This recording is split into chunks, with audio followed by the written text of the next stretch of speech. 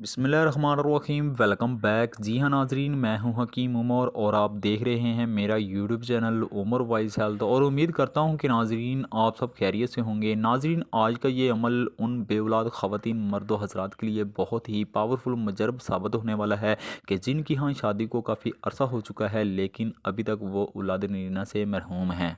तो नाजरीन, आज वक्त को नाज़ायन करते हुए सीधा चलते हैं टॉपिक की तरफ। लेकिन उससे पहले हमेशा की तरह मैं अल्लाह तबारक व तआला से ये दुआ करता हूँ कि ऐ मेरे परवरदिगार, इस दुनिया में जितने भी बेऔलाद ख़वातीन मर्द हज़रात हैं उन सब को अपने आका हज़रत मोहम्मद सल्लल्लाहु अलैहि वसल्लम के सदक़े नेक साले और लंबी उम्र वाली औलाद अता फरमा। आमीन आमीन सुम आमीन। आप भी इस दुआ में शामिल होने के लिए कमेंट सेक्शन में आमीन लाजमी लिखिएगा। क्या पता आपके आमीन कहने से सबकी दुआ कबूल हो जाए और आपकी दुआ भी कबूल हो जाए। तो नाज़रीन, अमल मैं आपको बताने लगा हूँ, तवज्जो के साथ सुन लें कि हमल शुरू होने के पहले महीने किसी भी दिन उस महीने में एक मर्तबा शोहर अपनी बीवी की सीधी यानी कि राइट साइड वाली की पसली की तरफ, उन पसली के ऊपर ला इलाहा इल्लल्लाहु 54 मरतबा यानी कि 54 टाइम्स लिख दे तो इंशाअल्लाह करीम बेटे का बाप बनेगा।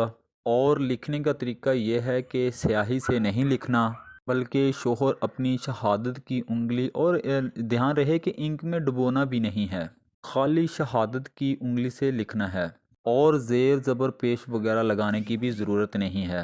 और उसी के ऊपर लिखते चले जाना है ला इलाहा इल्लल्लाहु ला इलाहा इल्लल्लाहु। इसी तरह 54 टाइम लिखना है। इंशाअल्लाह ताला अल्लाह तबारक व तआला रीना औलाद अता फरमाएंगे, बेटे का बाप बनेगा इंशाअल्लाह। तो नाज़रीन, ये थी हमारी आज की वीडियो। उम्मीद करता हूँ कि बहुत पसंद आएगी। मिलते हैं नेक्स्ट वीडियो में, तब तक के लिए अल्लाह हाफिज़। वीडियो वॉच करने के लिए बहुत शुक्रिया।